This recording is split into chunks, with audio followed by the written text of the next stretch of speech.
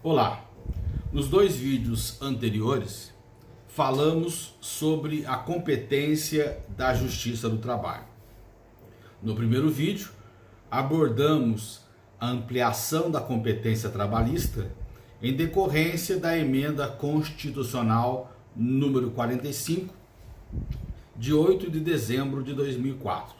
Como vimos, na redação original do artigo 114, a competência da Justiça do Trabalho se restringia ao julgamento dos conflitos individuais e coletivos entre trabalhadores e empregadores. Ou seja, a relação de emprego, tanto no âmbito individual quanto no âmbito coletivo.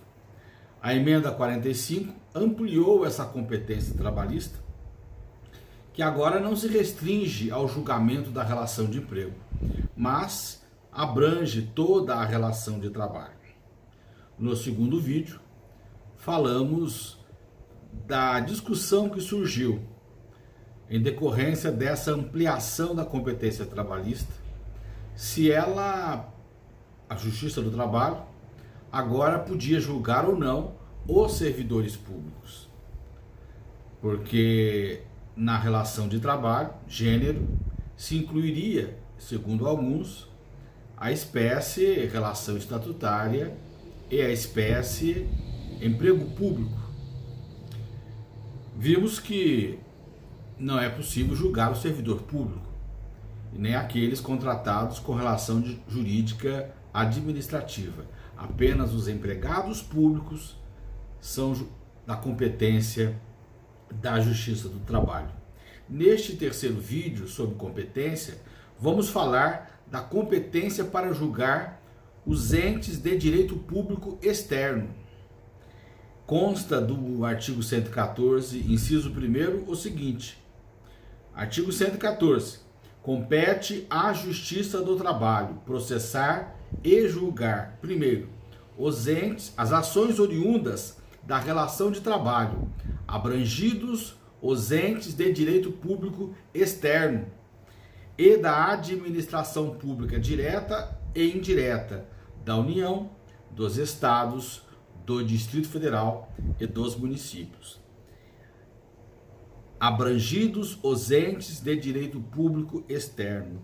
Essa competência para julgar os entes de direito público externo já constava da redação original do artigo 114, a qual dispunha: artigo 114, compete à Justiça do Trabalho conciliar e julgar os dissídios individuais e coletivos entre trabalhadores e empregadores, abrangidos os entes de direito público externo e da administração pública direta e indireta dos municípios, do Distrito Federal, dos Estados e da União e, na forma da lei, outras controvérsias decorrentes da relação de trabalho, bem como os litígios que tenham origem no cumprimento de suas próprias sentenças, inclusive coletivas. Então, na redação original do artigo 114, já constava que a Justiça do Trabalho é competente para julgar os entes de direito público externo. Essa competência permanece, agora no inciso 1º, abrangidos os entes de direito público externo. Não houve mudança. Quais são esses entes de direito público externo? São os outros países, são os organismos internacionais. Os países com os quais o Brasil mantém relações diplomáticas, aqui possuem embaixadas, consulados, e essas embaixadas, esses consulados, também contratam empregados, também contratam trabalhadores. Então podemos ter um motorista da embaixada, do consulado, um cozinheiro, um vigilante, uma empregada doméstica, não trabalhando na embaixada, mas trabalhando na residência do embaixador ou de outro agente diplomático, do cônsul. Então, as embaixadas e os consulados, né? A embaixada é a representação política de um país, o consulado, a representação comercial. Eles, aqui no Brasil, contratam empregados, contratam trabalhadores, professores de português, por exemplo, para ensinarem português aos diplomatas ou aos familiares. Eles serão julgados pela Justiça do Trabalho. Os organismos internacionais que podem ter escritórios no Brasil, a ONU, a OEA, a OIT, a Unesco, o Unicef. Então, esses organismos internacionais que aqui têm escritórios também poderão contratar empregados ou trabalhadores e serem julgados pela Justiça do Trabalho. Mas existe no âmbito do direito internacional um princípio que diz que os iguais não podem julgar os iguais. Então, um país não pode julgar o outro porque ambos estão no mesmo nível. Mesmo que um deles seja superior politicamente, do ponto de vista bélico, militarmente ou mesmo econômico, no plano jurídico todos são iguais. Então, os iguais não podem julgar os iguais. Essa é uma regra de direito internacional. Portanto, para que um país julgue o outro, é necessário que aquele que será julgado renuncie à chamada imunidade de jurisdição. Então, para que um país julgue o outro, é necessário que ele renuncie à imunidade de jurisdição. Essa é uma regra de direito internacional. Os países só podem ser julgados pelos organismos dos quais eles fazem parte. Se não fizerem parte, não poderão ser julgados. Temos, por exemplo, o Tribunal Penal Internacional. O Brasil é membro do Tribunal Penal Internacional, que poderá julgar o governo brasileiro. Mas o país que não é membro do Tribunal Penal Internacional não pode ser julgado. São regras de direito internacional. Pois bem, quando chegou à Justiça do Trabalho, a primeira ação trabalhista ajuizada em face de uma embaixada, essa embaixada invocou esse princípio, da imunidade de jurisdição, dizendo: nós não podemos ser julgados por esta justiça, pela Justiça do Trabalho brasileira. Nós possuímos imunidade de jurisdição. E a matéria foi parar no Supremo Tribunal Federal.